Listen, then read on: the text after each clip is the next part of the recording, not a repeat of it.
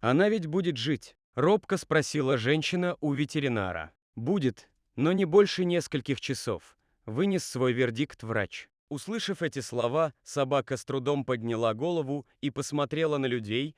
В ее взгляде читалась боль и беспомощность. Вскоре из них покатились слезы. Она была еще молода и почти не жила, а ей уже вынесли смертельный вердикт. Мы не сдались, тем более что и сама цыганочка не собиралась расставаться с жизнью так просто. Собака боролась за каждую минуту, за каждый час своей жизни. Дважды она была на грани, но нам удавалось вовремя найти для нее доноров.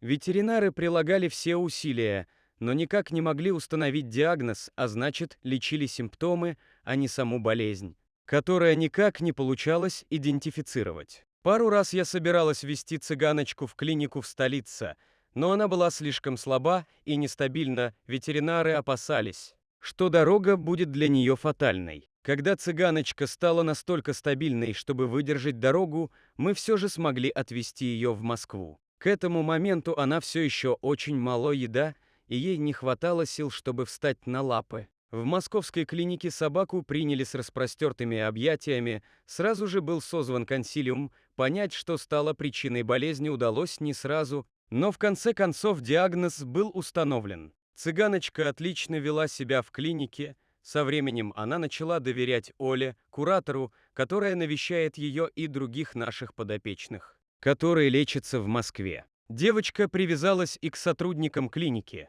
Всего за месяц лечение принесло отличные результаты, врачи смогли вырвать цыганочку из зла смерти, она практически вернулась к полноценной жизни. Лечение еще не окончено, но врачи уверены, что цыганочка будет жить, пока она не проявляет особой активности, но постепенно привыкает к нормальной жизни, учится гулять на поводке и социализируется. Чтобы собака быстрее привыкала к людям, управляющий клиники поселил ее в своем кабинете, где ей гораздо интереснее и веселее, чем в закрытой клетке.